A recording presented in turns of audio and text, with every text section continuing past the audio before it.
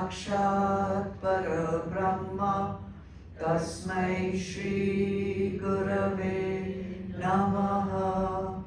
अखण्डमण्डलाकारं व्याप्तं येन चराचरं तत्पदं दर्शितं येन तस्मै श्री गुरवे नमः। हरि ओम श्री गुरुभ्यो नमः। हरि ओम। ध्यानमूलं गुरुर्मूर्ति पूजामूलं गुरुर्पदम् मन्त्रमूलं गुरुर्वाक्यं मोक्षमूलं गुरुर्कृपा। ॐ शान्ति शान्ति शान्तिः। ॐ सहना भवतु सहनौ भुनक्तु सह वीर्यं कर्वावहै तेजस्विनावधीतमस्तु मा विद्विषावहै।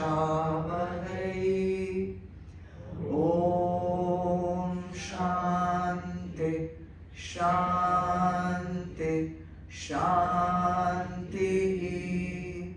हरि ओम श्री गुरुभ्यो नमः। हरि ओम।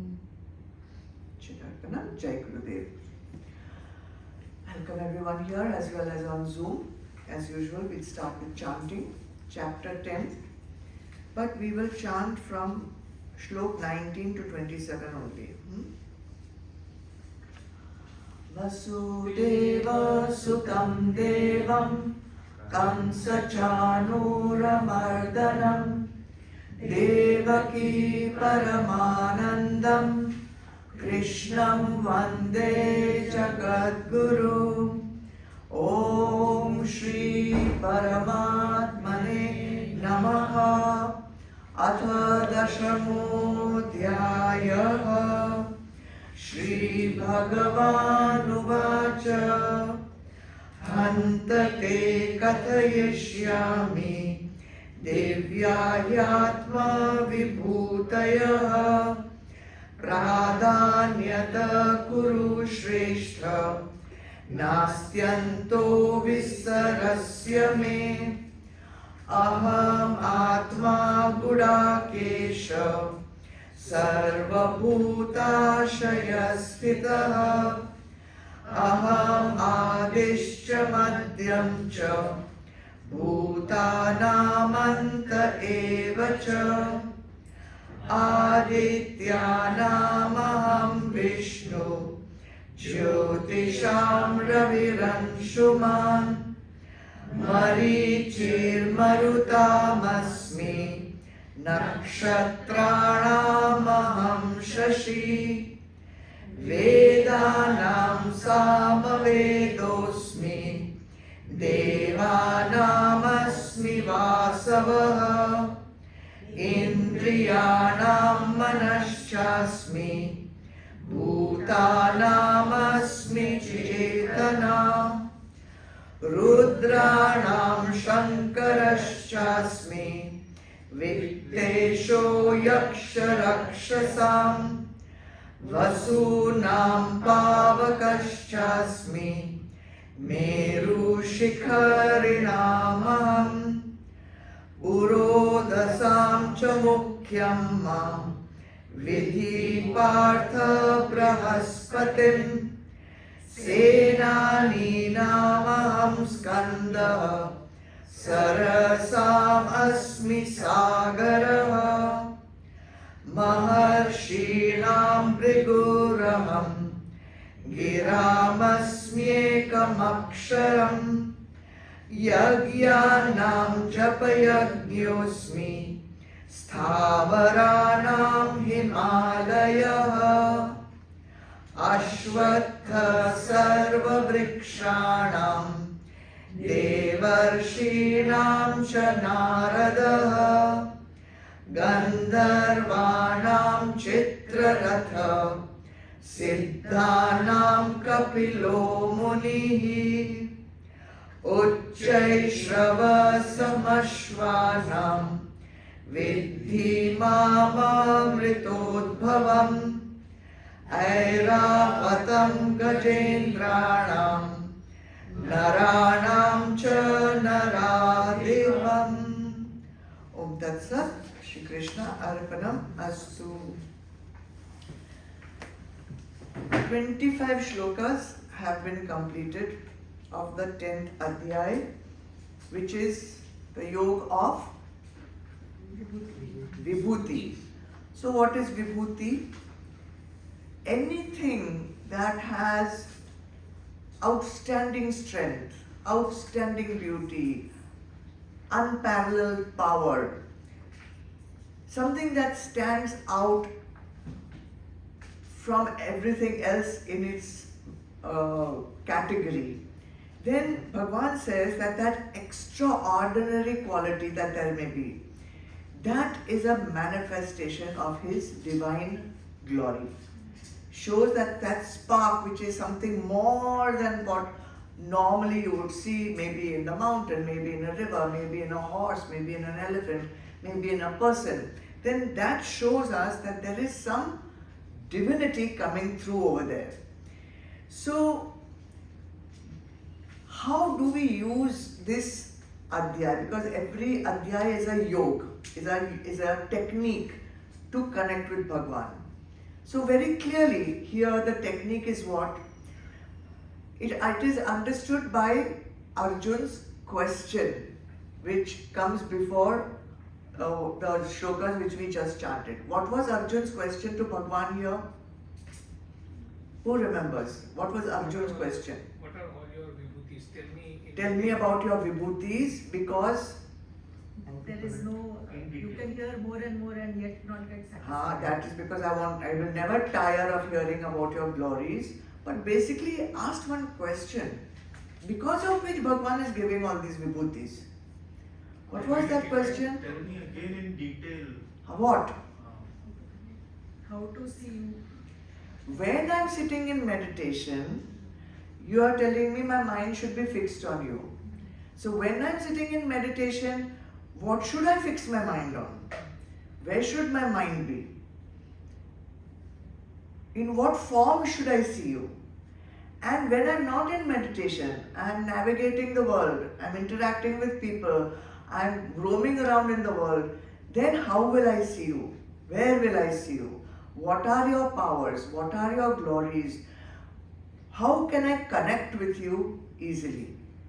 This is the question that Arjun is asking, and this is a question which is valid for all sadhaks, all spiritual seekers.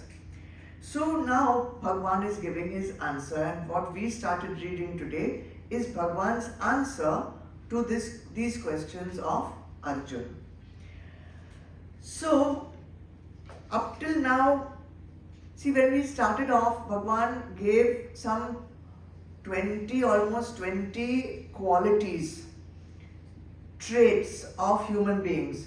And he said that all these qualities are also coming from me only. Remember that? Yes. Verse 4 and 5. Then in 6 also he said, I am the source from where all of you have been born.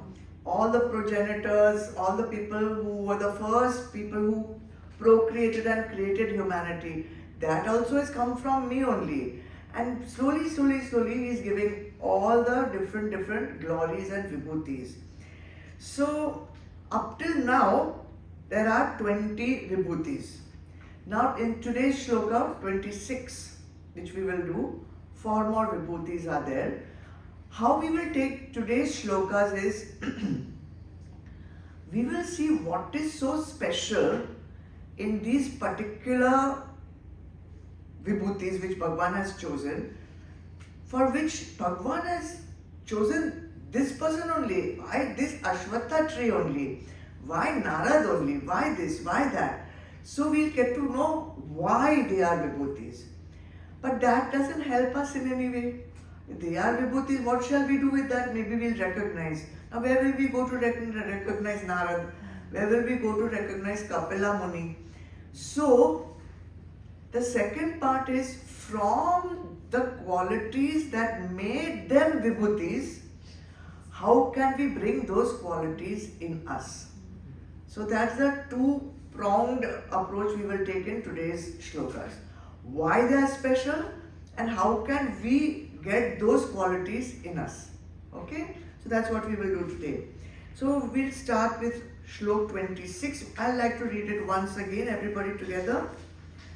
Ashwatha sarva vrikshanam devarshinam cha naradaha gandharvanam chitraratha siddhanam kapilo munihi. Among all trees, I am Ashwath, the holy fig tree. Among the celestial sages, Narad. Among the Gandharvas or celestial musicians, Chitraratha. And among the Siddhas, I am sage Kapila. Take the meanings first. Sarva Vrikshanam means among all the trees.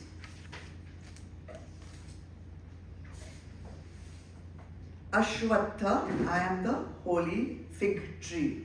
So everywhere, like last time, I am not going to go on saying I am, because that is understood. Devarshinam, among the celestial sages. Narad is Narad itself. Then Gandharvanam, among the Gandharvas. It's all very easy to understand. Who am I? Chitraratha. And Siddhanam, among the Siddhas. Who am I? Kapila Muni. I am sage Kapila. So let's take the first one. Ashwatha Sarva Vrikshanam. This Ashwatha tree, some places it is translated as people tree, some places it is translated as banyan tree. Okay, so it doesn't matter, one of the two. It is considered to be a most sacred tree. Okay, why is it so sacred? What is so special about the Ashwatha tree? Firstly, apparently it has an extremely long life. It doesn't easily perish. Its roots are very, very deep. Its trunk is very supportive, and the leaves at the top continuously get renewed. This is, everybody knows, this is about the people tree or the banyan tree. But spiritually also there is a significance. So it seems that in the Skanda Puran, there is a dialogue between Narad and Brahmadev. Narad asks Brahmadev, tell me one thing that I should worship, where all my desires can get fulfilled. So I don't want to worship Lakshmi Mata for something and Shiva for something and Ganesha for something. One thing you tell me I can worship and all my desires will get fulfilled.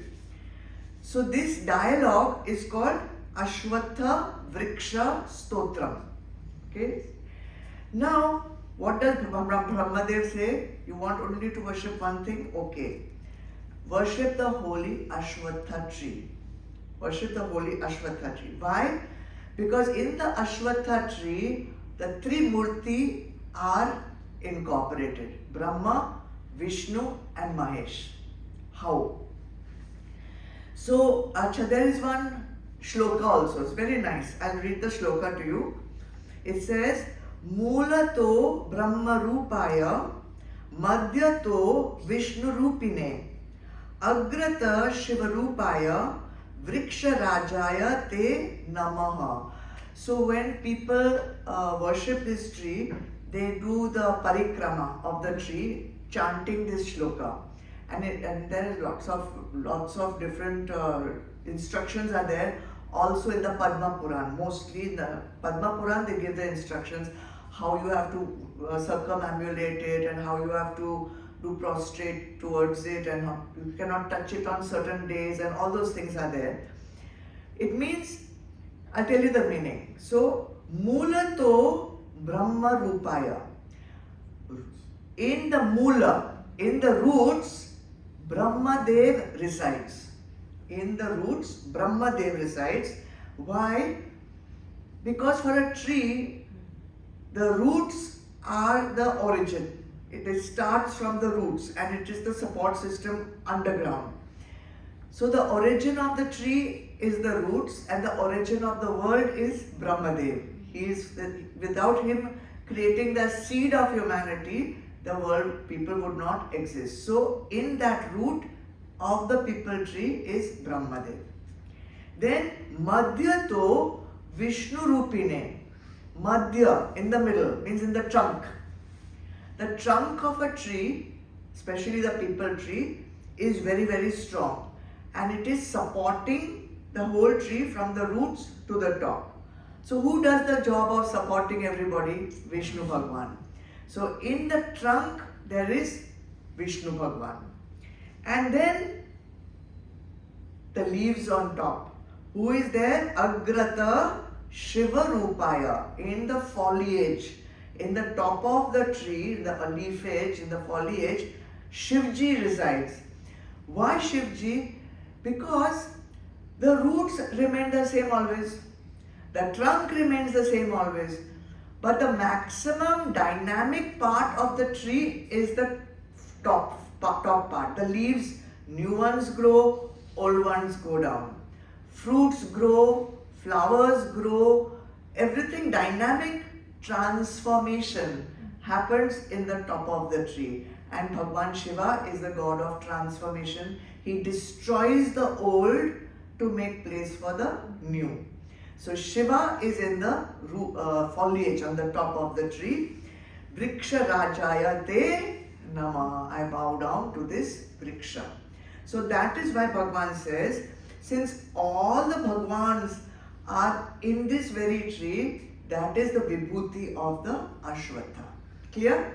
So why is Ashwatha? We have just taught now. How we will use it, I will tell later of everything. Okay. Let's go to the next one. Devarshinam cha Narada. Among the celestial sages, I am Narad. Devarshi is a combination of two words. Dev and Rishi. Dev, God. Rishi, sage. So who are these devs who are rishis? They are the ones who could see the mantras. They are the ones who got the mantras originally in their meditation and from where we have got the Vedas. Now there are three categories of rishis. Okay. One is Brahma Rishi. Brahma Rishis are those sages, rishis, who saw the Veda, the mantras, and they have all attained Brahma. They are enlightened spiritual beings. Deva Rishis were the messengers. So they were the people who would go from the people to the gods, send messages from God to the people and people to gods. They were Devarshi. And Raja Rishis, they were Kshatriya kings. And because of their tapasya and their sadhana, they became rishis. So Brahma Rishi, Dev Rishi and Raj Rishi. So Narad is which one? Dev Rishi. Devarshi. We say Devarshi. So they are Dev Rishi, Narad. Brahma Rishis are the highest in the categories. Okay. And examples of them are Vasishta, sage Vasishta, Vishwamitra, so many sages. Sapta Rishis we have done. So those were all the Brahma Rishis. Devarshis are like Narad, or they have a special status because they can communicate with gods as well as with people. they have a special knowledge of everything that is happening in the present, past and future. They know everything. They have that knowledge of past, present and future. Their job is to spread knowledge. That is their job. Spread knowledge. Wherever somebody is having some problem, go there, give little knowledge and move on. Continuously moving around. Because messenger, courier. And Raj Rishis were kings. Probably they had sanskars, divine sanskars from before. Being kings, looking after their kingdoms, they did the tapasyas, they did karma yoga, whatever they did, they attained Brahmahood and they became rishis. So now why, like Janak. So now why Narad is chosen? From so many, like Brahma rishis were also there. So why Bhagwan chose Narad, Dev Rishi? So there is a understanding. See, we have got one idea of Narad. But there is much more to Narad than the idea that Hollywood and Bollywood has given us. Narad represents pure bhakti. He is representing pure bhakti. People worship Bhagwan to get money, to get power, to get some boon, some vardhan. But Narad simply worships unconditionally. He does not have any need to get anything from the worship. Not even liberation, because that he already has it. So that is why you will see every time you see Narad, Narayan, Narayan, that is continuously on his lips, Narayan, Narayan. His job is to bring lost souls back on the track of Bhagwan. That is his job. And for that he goes to Narak also, he goes to Swarg also, he comes to earth also. No ego, no malice, no special love for anyone. For him, he will go and pass this knowledge to everyone. He is also the guru of Prahlad and Dhruv also. Seeing all that, Bhagwan says, you are my special one. Now what is the impression we have of Narad? He said he is Kalaha Priya. Kalaha Priya means he loves to create conflict here and there. यहाँ जाके कुछ बोलेगा, उधर जाके कुछ बोलेगा, putting this one against this one against this one. That's the impression we have. But we have not understood. He does that only to help the bigger picture that Bhagwan has in his blueprint. So he went and told कौन था शिव जी का Ganesh. Wife Shiv जी का concert before Parvati, Sati. What he went and told Sati, see, your father is having one yagna and everyone is invited and you are the only one who's not invited. Surely you should go, even if you are not invited. That was Narad only, right? Now, was he trying to chavi lagao Sati? No. What he was doing is he had to get rid of Prajapati. Prajapati, that bigger scheme was there. Also, Sati was not the final consort of Shiva. Parvati had to come into the picture. All this bigger picture of the jigsaw puzzle that we do not connect with this small story of how Narad went and did Chugiri and all. So if we think this Kalaha Priya, but actually he is doing the job of making Bhagwan's scheme fulfilled. Okay? So that is the reason why Narad has been chosen. Continuous bhakti, unconditional bhakti, worshipping for no reason, no motive in the worship, and continuously having Bhagwan's name on his lips. Got it? That is what Narad. Then who is there? Gandharvanam Chitraratha. Amongst the Gandharvas. Who are the Gandharvas?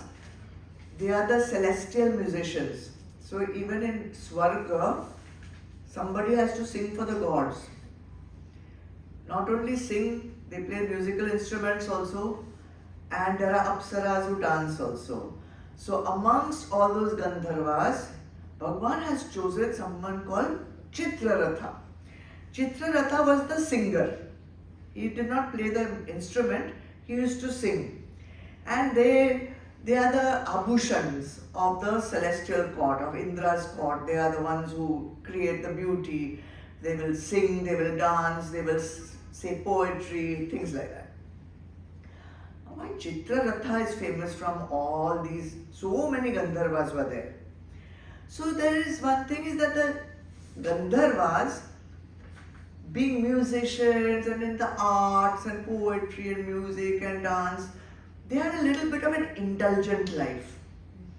They were not like doing tapasya and all that. We are musicians. They are in that some other world. But Chitraratha was different. He had a spiritual bent. He had very high vivek, spiritual wisdom also. He had lot of self-control. So he used to do tapasya. And he was different from the other indulgent Gandharvas. So he was given the title of King of the Gandharvas because of his extra spiritual power. And also Deva Gandharva. He is the Gandharva chosen in the court of Indra. So for all these reasons, Bhagwan has chosen Chitraratha as the Vibhuti amongst the Gandharvas. Nothing much to hear about that. And then there is Siddhanam Kapilo Munihi. Among the Siddhas, I am sage Kapila. Who is a Siddha? A Siddha is one who has attained perfection. Okay?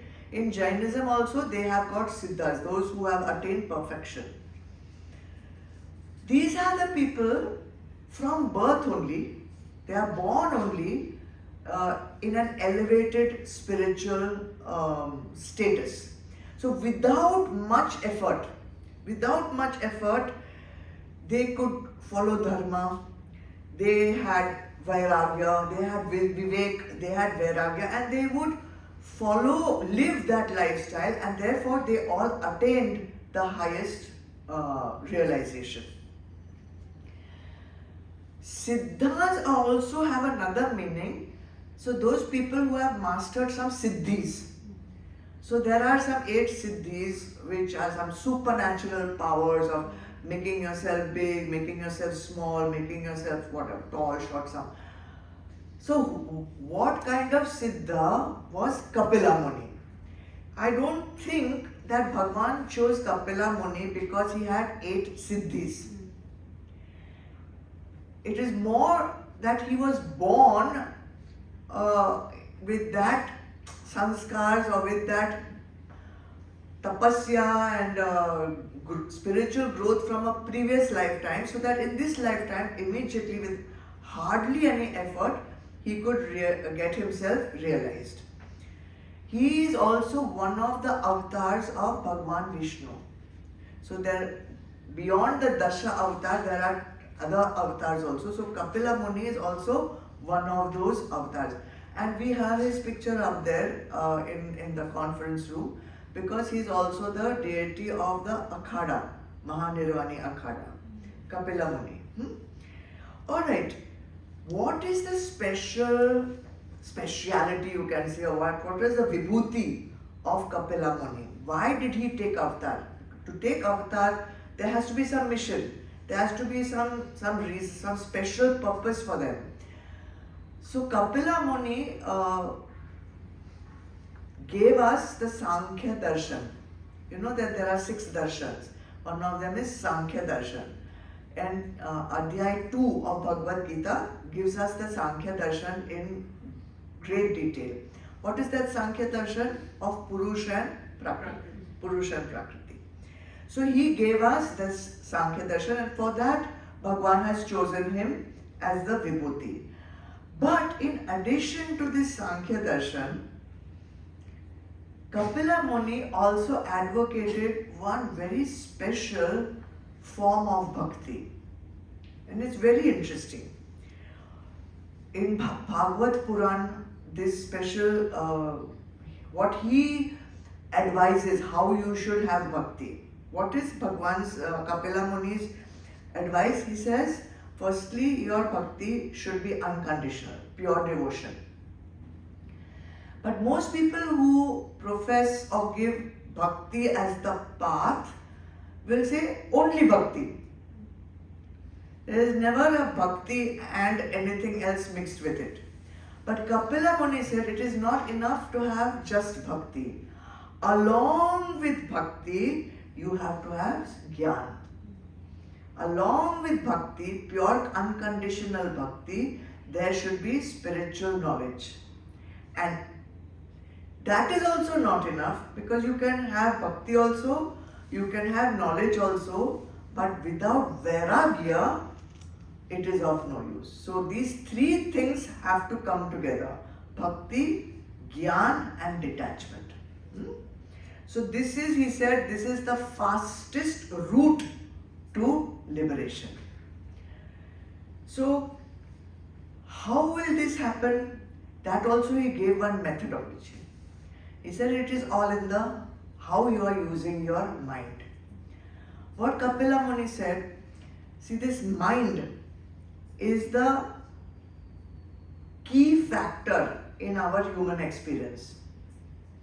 Generally what happens, the mind gets attached to the different vishayas and the different experiences of the world. And once it gets attached there, it becomes a bondage. Okay? Idea is to purify the mind and take it out of sansar and get it attached to bhakti. How to do that? How to do that? Bhagwan has given one method. How to explain? The mind has got an attachment to a vishay. Now you have to transfer that attachment which is attached to the vishay or to sansar or whatever. You have to transfer that attachment, he says, to a self-realized sant. So attachment is not good, but instead of being attached to the vishay, first you get attached to someone who is brahmanisht, someone who has realized the self. With that, you will be, once you be attached to that person, you will be able to spend time in Shravan. With repeated Shravan, Shravan means listening. By repeated Shravan, purification will happen. And the transfer of attachment from sansar to the sant will become pakka. With that, the Shraddha will increase. Purity will happen. Intellect will get purified. And then what will happen is all the vasanas which you had for material gain, all the vasanas which you had for power, all the vasanas which you had for selfish gain, for whatever you want to gain from sansar, it will get transferred into spiritual vasana, a spiritual attachment, which will become mumukshatva. And once you have mumukshatva, you know that it is the fourth criteria of sadhana chatushtay. This will only happen with vivek, vairagya, shat sampati, mumukshatva. What else? Then the doors of moksha get open for you. He said, don't suppress your senses. Is another thing he said. Don't suppress your senses. Again, transfer your attachment of the senses from the Vishay to Bhagwan. So if your eyes are getting attached to the form of a person, then transfer it to the form of Bhagwan. If your ears are getting attached to some kind of other kind of music or something, slowly transfer it to kirtan, bhajan, like that. So transfer the vishay, which is attached to the senses, from sansar, which we call sublimation. So that is, he said, no suppression, you sublimate all the senses, your mind, everything, transfer it to the Sant. And through that, the Vivek will open up, through that Vairagya will happen, through that you will practice Shat Sampatti and Mumukshatva will blossom. Okay? Third thing, and his mother's name was Devavati. He told his mother, and this whole thing is happening in Bhagavad Puran. He said, these people, they sit for hours worshipping Bhagwan and doing puja, doing part, this. But in their mind, they still have malice towards someone. They still, talk badly about someone, or they still harbor ill feelings about someone. So he said very clearly, any worship or temple ritual is completely useless if the worshipper harbors malice, envy or disregard for other living entities. So this is part of the purification process of how you are seeing. You want to become Bhagwan. Bhagwan is not harboring any malice towards anyone. So this slowly is part of the purification process. So for all these reasons, Kapila Muni was chosen as the Vibhuti or the chosen one among who? Siddhas, among realized persons. Clear? So that is all for Shlok 26. Now 3 more in 27. Let's read 27. Adhyay Shrava Samashvanam Vriddhi Mamamritodbhavam Airavatam Gajendranam Naranam Cha Naradipam. Among horses, know me to be the celestial horse Adhyay Shrava, begotten of the churning of the ocean along with nectar. Among mighty elephants, Airavat, Indra's elephant, and among men, the king. Alright? Ashwanam, among horses, Vidhi, know, Mam, know me, to be Adhyay Shrava. Among horses, I am Adhyay Shrava. And how was this Adhyay Shrava created? Udbhava, born out of. So you remember Sagar Manthan happened? So he was born out of that Sagar Manthan where Amrit was supposed to come out. So that is Amrit. Udbhava, Amrit, born out of the nectar got from the churning of the ocean.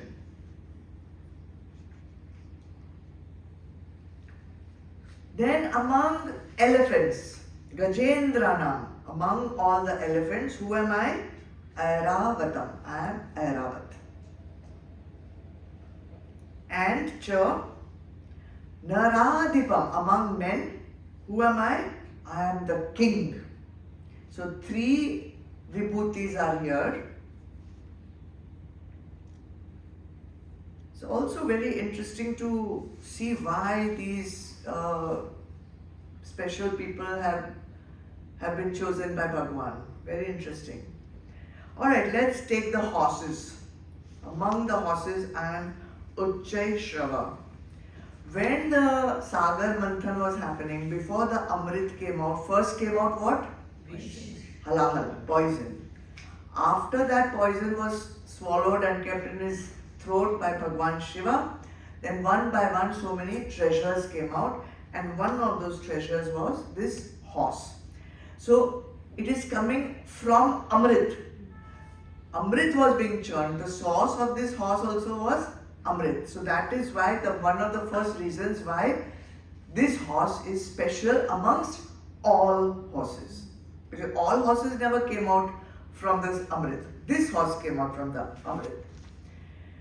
So because of that, this horse was very special. It had extra beauty, it had extra power, divine purity also, and it never grew old.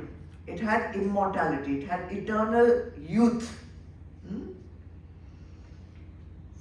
if you had to make an ideal horse, what they call archetype of a horse, then it was Uchchaishrava was the archetype of all horses. Most beautiful, most glorious, most pure, most everything most. It had 7 heads. It was a 7-headed horse, and the other thing was that it could fly. It was a 7-headed flying horse. See, more than just beautiful and all, something very special about it. It could go fly up into the heavens and all that. And because it was so special, the minute it came out of the ocean, Indra said, "It's my horse." Okay, so Bhagwan Indra took it for himself as his personal vehicle. So that is why this is the Vibhuti. Okay. Then Airavatam Gajendrana. Among the mighty elephants, I am who? Airavat. Again, Airavat also came out from the churning of the ocean. So that is why also it makes him very special. Because normally elephants are dull, dark grey. It was a white elephant. Maybe that's how the English term came, white elephant, I don't know. But he is called the king of all elephants. King of all elephants. And here also Indra said, sometimes I will ride on my white horse and sometimes I will ride on my white elephant. Both are my vehicles only. Okay, so he took both of them. In addition to being Indra's vehicle, Airavat has been called a Dig Gaja. Gaja is elephant, huh? Dig Gaja means he's the guardian of the universe. So there are 4 directions that we know of. So he is the guardian of all the 4 directions. And with that he holds the universe up. That is the story of Airavat. Another very strange quality you can see of Airavat is that he says that with his trunk, what Airavat does is it goes into the underworld, and with his trunk he sucks up all the water from there. Then with that water he sprays it up into the clouds, and from that water that he sprays, Indra Bhagwan creates rain. And that is why we have fertility and prosperity on earth. So that is another story associated with Airavat. Now in his pictures, he has 3 to 7 trunks. He has multiple heads. And he has 4 to 10 tusks also. So you can imagine, obviously this is a Vibhuti only because no elephant can be like this. But all this iconography basically represents something. So this white color is obviously Sattva, Vivek, wisdom, purity. So that's what it signifies.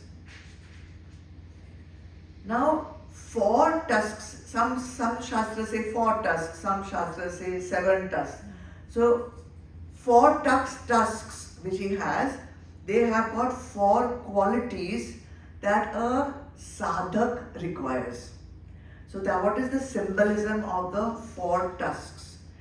The first tusk is that you have to have control over your senses. Indriyas should be restrained. Second tusk represents focus, unwavering focus. Your focus should be on your goal, on what you want to, where you want to reach. The third tusk is for strength of character. You cannot be wavering here and there. And the fourth is Vivek, discrimination between right and wrong. So if you want to be a sadhak, then these 4 qualities should be very strong in you. And that is why they chose the elephant to symbolize that, strong. And another very beautiful quality of the elephant is that you can imagine huge animal like that with so much strength, so much power that do one little thing like this, you'll be crushed. But with so much strength and so much power, the elephant is a gentle animal. He will never harm you until and unless you provoke him pointedly. So, to teach us that even if you are very strong, your strength should be used wisely and you should have gentleness also with your power and strength. So that is why Gajendra Nam Hu Arahat. And the last one, Naranam Cha Naradipam. Among men, I am the king. It is possible that someone would have a wrong impression that Bhagwan Krishna is taking only the best of everything. Huh? Only the king I am and only the best elephant and the best horse and the best everything. Bhagwan is not trying to boast that I am. It's not his ego coming out. He's trying to show the qualities required for you to stand out amongst others. So what is this concept of king among men? In Manusmriti as well as in Mahabharata, one concept is there called Naradev. Naradev. Naradev means among men there is a god. Naradev. So they have taught in Mahabharata and Manusmriti that a king is God in human form. And why it is like that, I will explain to you. They said that in the beginning, let's start with that. In Satyayuga, everyone was pure.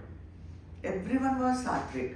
There was not any need to have a special king. Everyone followed dharma. But as a dharma started becoming more and more and more, the gods decided that we'll need to keep one person on earth as our representative to make sure that dharma is maintained and that adharma is not allowed to flourish. So what they did is they took some essential eternal qualities from 8 devatas. Which are those 8 devatas?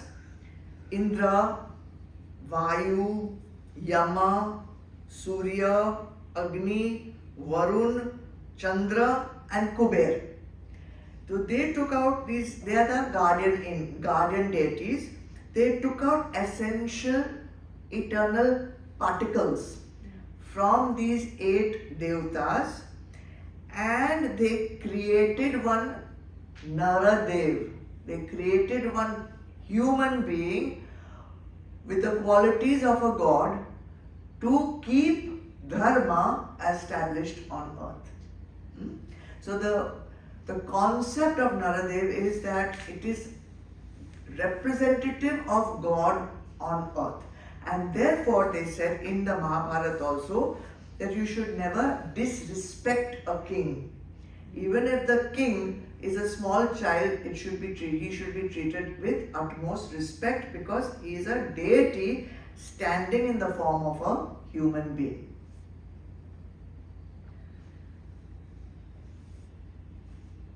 So, in Mahabharata, when Bhishma Pitama is lying on the bed of arrows, Yudhishthir comes and asks him, a beautiful thing is there of how you should be a king. And Bhishma Pitama gives him beautiful advice on that. So what the question Yudhishthir asks Pitama is, why should one man, meaning the king, why should he rule over all other men? What is the reason? Why should one man be allowed to rule over other men? Because physically he is the same as other men, mentally also he is the same as other men. So why should one person be allowed to rule over other men? So then Bhishma Pitama gave this advice that earlier there was no need, but now with so much adharma, and Mahabharata, you know how much adharma was it. So one king is required who has divine authority. He's not got human authority, he's not just elected, he is not just appointed, he is a representative of God, he has a divine authority and he can order anything he wants on earth with our blessings, God's blessings. Okay? This is not meant to boost the king's ego. What it means is we have given you this duty. This is your responsibility, and along with this responsibility, this power which we have given you, you are answerable to the gods.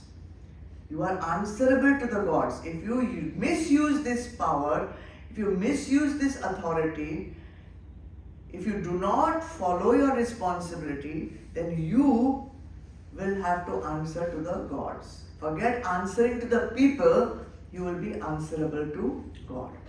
So that is why the king has been chosen as a vibhuti amongst men. Okay? Now this is all fine. We have understood why these were all chosen as vibhutis. How will this understanding help us? That is the most important part of these shlokas. So let's take them one by one. Narad, for example. Okay? We know why Bhagwan chose Narad for all the unconditional bhakti and this and that. So, for us as sadhaks, as seekers, as spiritual aspirants, what should we learn from Narad? What did Narad do? Continuously took Bhagwan's name, right? Continuously took Bhagwan's name. And don't forget how he became a Deva Rishi also. In his beginning, you know the story, when he was a very small boy, his father was no more. With his mother, he used to do seva in ashrams. And when the sons would come for food, he would serve them. Then he would pick up their patals and he would clean them and whatever. So with seva and with tapasya, he got attached to the sant. See, Kapila Muni's thing. Get attached to the sant. From that, he would listen to the pravachans and all, to the shravan, and his thing opened up for him. So we can learn from that. Learn from that take Bhagwan's name all the time. Be attached to Bhagwan's name. Be attached to Bhagwan. If it needs to be through a sant, then through a sant. So one story is there, which I read, I found it very nice. So everyone knows Narad is Bhagwan Vishnu's favorite, right? And now he's also chosen in Vibhuti. And Narad also was quite proud of the fact that he was Bhagwan's favorite. So one day he wanted some validation, like we all do.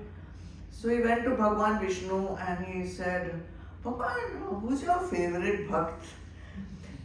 He said, Narad, what a question, you only. Why, who else will be favorite? But Bhagwan Vishnu also wanted to not let Narad get an ego of being the favorite bhakt. So he said, you know, in this one village, I forgot the name of the village, Sri Rangan or something like that, there is one farmer. His name is Karman. He is my most best bhakt. Farmer. What? Farmer? How is that possible? Bhagwan, every moment I am taking your name and I am telling all the bhakts on earth, worship Bhagwan Vishnu, worship Bhagwan Vishnu. How is it possible that Karman is your favorite bhakt, best bhakt and all? He was very angry, upset. So, you know, Narad could go anywhere he wanted. He had that boon. Sometimes in Swarg, sometimes on earth, sometimes here, there. I will go and see what this Karman is doing. What makes him better than me? So he went to that village. He went there, he saw this farmer, useless. What bhakt he is. continuously he is doing work only, plowing the field, milking the cow, this, that. Let me see how many times he is taking Bhagwan's name. So he saw. He will take Bhagwan's name when he wakes up. Then before eating some food, he takes Bhagwan's name. And then when he goes to sleep, he takes Bhagwan's name. Narayana. What? Only 3 times in the day? I am continuously doing Narayan, Narayan, Narayan. How he can be better than me? Furious. Goes back to Vishnu Bhagwan. What nonsense. How can he be your favorite bhakt? I am continuously taking your name and this fellow just 3 times in the day he takes. Bhagwan said, okay, I will explain to you, but you do one small experiment for me first. What is that experiment? Take this chamcha, a tablespoon he gave, filled it with oil. Put oil in that chamcha. He said, now for 1 month, you go wherever you want. But no oil should spill from the spoon. But that will prove that I am the biggest bhakt. Yeah, that will prove it. So he said, simple. So everywhere he went, not one drop was allowed to fall out from the spoon. Full focus on that spoon. Came back after one. See, nothing has spilled. I am your best bhakt. Very good. Bhagwan Vishnu, very good. You're very nicely you did. But in 1 month, how many times you took my name? That though I forgot. Because my full focus was on the oil not spilling from the spoon. So this person who is working so hard from morning to night, even with that, he still has time to take Bhagwan's name. So he becomes a better bhakt than one who just because he has so much work has no time for Bhagwan. So these small stories like this which come from the Puran, they tell us that if you are so busy also, you can take Bhagwan's name at least once or twice in the day, but to take it with full Shraddha, take it with full Samarpan, take it with full Bhakti, it is enough. Instead of just showing to everyone Narayan, Narayan, Narayan, Narayan. So he didn't want to tell Narad, you are not my best bhakt, but he wanted to make sure he does not get the ego of being the best bhakt. And that is another lesson we have to learn. Don't have the ego of being a super bhakt. The minute you get the ego of being a super bhakt or a super sadhak or a super whatever, you have gone down to 0. So that is what we can learn from Narad being the Vibhuti in our life. Then Kapila Muni. What we can learn from Kapila Muni? Lots to learn. What was his special form of bhakti? Who remembers? Unconditional plus Jnana plus Vairagya. So 3 things are required. Bhakti is also required. But bhakti without Jnana has no foundation, no strength, no roots. So Jnana without bhakti, just dry. Jnana and bhakti is required. But if there is no vairagya happening after that, then that is also of no use. So for us, are we putting in all the 3 things into our practice? Put that into practice. That is what we will learn from Kapila Muni. And Kapila Muni also gave us Sankhya Yoga, Sankhya Darshan. Sankhya Darshan was what? There are 2 entities, Purush and Prakriti. Now this is also important for us. What we can take from this? From this we take that there are 2 entities, Prakriti and Purush. With your knowledge, with your vivek, discriminate which is Prakriti and what is Purush. Prakriti, matter. Purush, consciousness. Don't confuse the two. Don't continuously be after gunas, Prakriti. Rise to go through Prakriti to Purush. So that discrimination we have to be able to apply through our Gyan. This is important or not for us? Otherwise we are only stuck in Prakriti. Okay? Then even from that Gandharvas, Chitraratha, most of the Gandharvas are just, we are musicians, we can do like this, we have the liberty to wake up when we want, sleep when we want. No. Even there, if you are a musician, use your talent, use your skill to serve Bhagwan through the kirtan. Whatever talent you have, can you use that talent to serve Bhagwan, in seva of Bhagwan? You can sing anything. You can sing Bollywood songs also. You can also sing bhajans. So whatever you have, if you are, whatever talent you have, what Chitraratha example is telling us, use that talent, use that skill to connect with Bhagwan. That's all it tells us, okay? What else? Then, that special horse, that special elephant. So when we see these very special things, we are in awe. Wow, we cannot see those kind of multi-headed elephants and multi-headed horses, but now we are in awe of stupid things, no? We are in awe of some cricketer, we are in awe of some movie star, we are in awe of all, some model, God knows what all we get in awe of. So, we are in awe of these things because there is something in them which is captivating our interest. There is something, some special thing. Maybe for one person it's special, so they are in awe. For another person that thing is not special, so they are not in awe of that thing.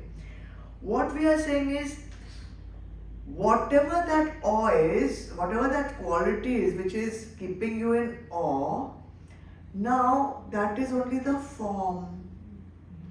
That is only the form which is captivating you. So now go deeper and see what is the source of that form. What is the source of that special quality? This beauty, is it of the horse that is coming through? If it is of a horse, then all horses should have it.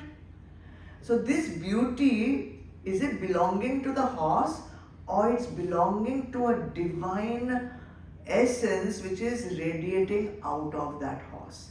So don't limit your beauty to the form. Go within and say, the beauty of this Vishay, the beauty of this woman, the beauty of this man, the beauty of this mountain, the beauty of this diamond necklace, or the beauty of this, behind all this beauty, who does this beauty belong to? Belongs to God. So try to go and see to whom does this beauty belong. Because he's saying, I am Airavat. So Airavat is beautiful. Bhagwan says, I am Airavat. So who is beautiful? Bhagwan is beautiful. Bhagwan says, I am Ashwattham. Bhagwan says, I am this Gaja, I am this elephant, I am this horse. But this horse is beautiful. Logic. Therefore, Bhagwan is beautiful. So beauty belongs to Bhagwan.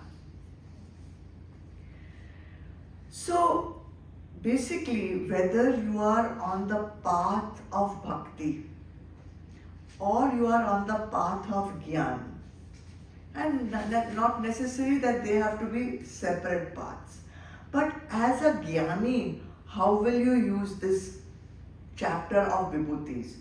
And as a Bhakt, how will you use this chapter of Vibhutis? See, Vibhutis are nice, we learn many facts about things, they're interesting, 7 heads and this and that.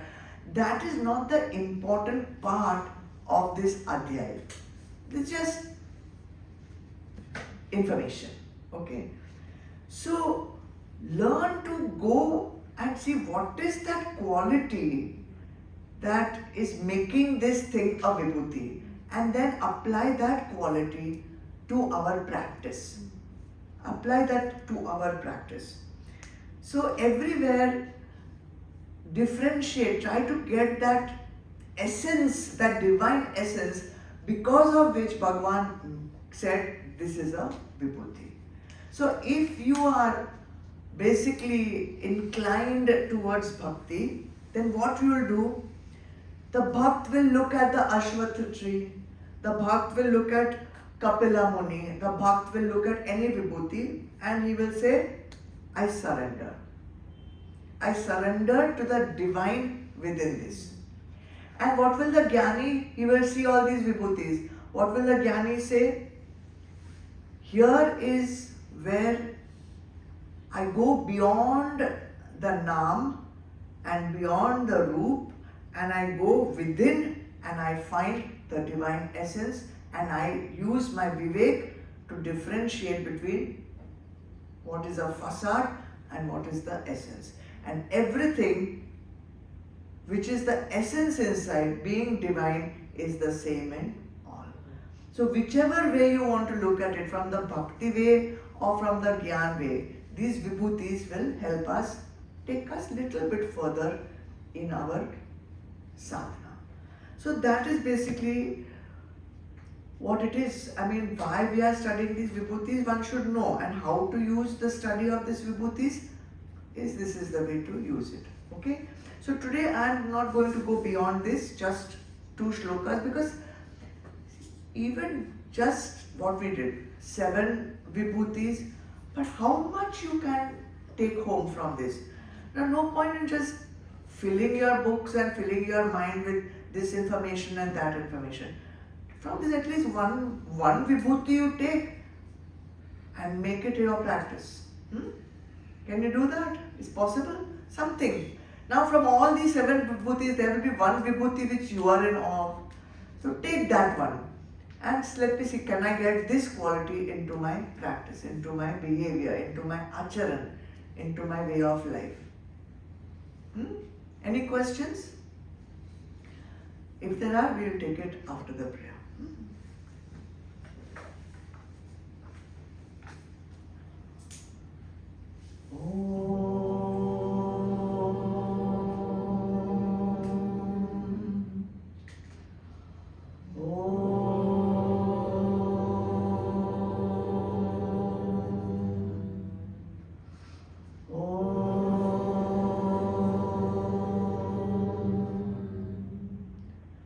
Asatoma Sadgamaya Tamasoma Jyotirgamaya Mrityurma Amritam Gamaya. Om Shanti Shanti Shanti. Om Purnamada Purnamidam Purnat Purnamudachyate Purnasya Purnamadaya Purnameva Vashishyate. Om Shanti Shanti Shanti. Hari Om. Shri Gurubhyo Namaha. Hari Om.